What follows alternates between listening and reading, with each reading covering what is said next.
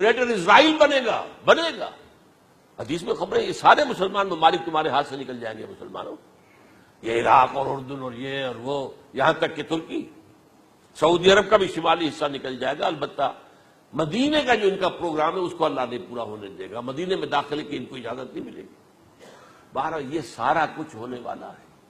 وہ وقت بھی آنے والا ہے کہ حضور کی ایک حدیث کے مطابق ایک شخص کے 1000 بیٹے ہوں گے تو 999 ختم ہو جائیں گے، ایک بچے گا. یہ وقت بھی آنے والا ہے کہ حضور فرماتے ہیں اتنی بڑی جنگ ہوگی، اتنی خوریزی ہوگی کہ پوری زمین اٹ جائے گی لاشوں سے.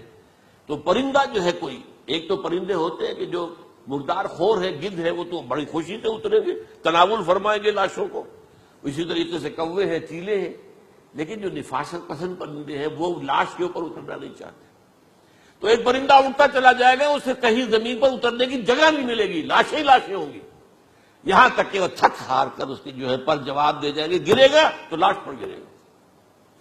یہ وقت آنے والا، اور یہ یہودیوں کے ہاتھوں، یا یہودیوں کے جو سپورٹرز ہیں اس وقت، جو ان کے ہاتھ میں آلہ کار ان کے ہاتھوں آنا ہے. میرے نزدیک اس کام کے لیے اس ملعون قوم کو، کہ جو حضرت عیسیٰ کے زمانے سے ملعون ہو چکی، اس کو باقی رکھا گیا ہے. اسے یہ موقع دیا گیا ہے. اس نے اسرائیل بنا لیا ہے. تقریباً 2000 سال کے بعد وہ دوبارہ آ کر آباد ہوئے اس سرزمین میں جہاں سے نکال دیے گئے تھے 70 عیسوی کے اندر. یہ سارا کچھ کیوں ہو رہا ہے؟ ان کا یہ استثناء کیوں کیا گیا؟ یہ بڑی تلخ بات ہے، یہ یاد کر لیجیے. کیونکہ یا تو قوم اسی وقت ہلاک کر دی جاتی، جیسا کہ ہوا قوم نوح، قوم ہود، قوم عاد، قوم ثمود، قوم شعیب. یہ ہوا کہ نہیں ہوا؟ اور سدوم اور عمورہ کی بستیاں جہاں حضرت لوط بھیجے گئے، اور آل فرعون جو ہلاک کیے گئے. یا تو پوری قوم ہلاک کی جاتی، نہیں. یہ یوں سمجھیے کہ اس پورے معاملے کو درمیان میں سے ایک وقفہ دے دیا گیا، حضرت عیسیٰ کو اٹھا لیا گیا، اور حضرت عیسیٰ دوبارہ آئیں گے. یہ کیوں کیا گیا؟ اب اس میں بڑی تلخ بات آپ سے کہہ رہا ہوں، یہ آپ کے لیے قبول کرنا آسان نہیں، حلق سے نیچے اٹھنے کی مشکل سے. اس قوم کو زندہ رکھا گیا ہے جو ملعون اور مغضوب علیہم قوم ہے. سب سورہ فاتحہ میں مفسرین لکھتے ہیں ضالین یہ نصارہ ہیں، اور مغضوب علیہم یہ یہودی ہیں. اور قرآن کہتا ہے لعن الذین کفروا من اہل الکتاب علی لسان داؤد عیسی ابن مریم. لعنت کی گئی ایک ملعون اور مغضوب قوم کے ہاتھوں. آخری امت محمد اور اس کا بھی بہترین حصہ، اس پر عذاب ان کے ہاتھوں آئے گا. عربوں پر عذاب یہودیوں کے ہاتھوں، اس لیے ان کو بچایا گیا. یہ میں نے کئی دفعہ واقعہ سنایا، مولانا اسلائی صاحب بتایا کرتے تھے، کیونکہ وہ راجپوت تھے، یو پی کے راجپوت، مشرقی حصے کے، کہ ہمارے ہاں کوئی نوجوان اگر کوئی بڑی گری ہوئی حرکت کرتا تھا تو اس کے سر پر چمار کے ذریعے، چمار کے ہاتھوں جوتا لگوایا جاتا تھا.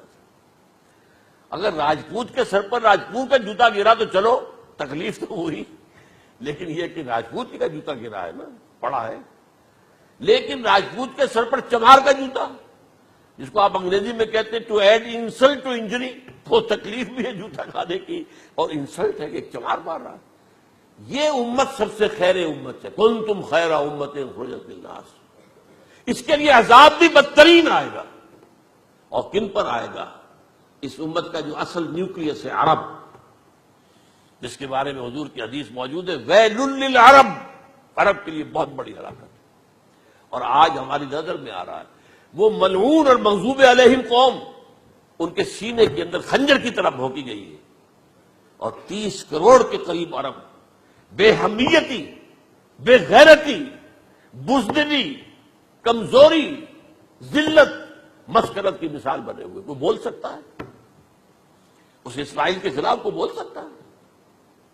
30-35 لاکھ آدمی ہے اسرائیل کے اندر یہودی، اس سے زیادہ تو امریکہ میں 50 لاکھ کے قریب. کل 1.25 کروڑ آدمی ہے یہ یہودی پوری دنیا کے اندر. لیکن دیکھیے جو چاہتا کرتا ہے. جب چاہا اس نے عراق کے ایٹمک انسٹالیشن کو تباہ کر دیا، اور سعودی عرب کی فضا میں اس کو فیول کیا ہے انہوں نے. دوبارہ ریفیولنگ جو ہوئی ہے ان کے جہازوں کی، وہ سعودی عرب کی فضا میں ہوئی. اللہ تعالیٰ نے یہ کوڑا ان مسلمانوں کے لیے رکھا ہوا ہے کہ جن کے رتبے ہیں سوا، ان کی سوا مشکل ہے. جتنا اونچا مقام اللہ نے دیا عربوں کو، ان میں حضور کو اٹھایا، ان کی زبان میں اپنا آخری کلام نازل کیا، تو ان کی ذمہ داری بھی بہت ہے. جن کے رتبے ہیں سوا، ان کی سوا مشکل ہے. یہ ہے میرے نزدیک واللہ اعلم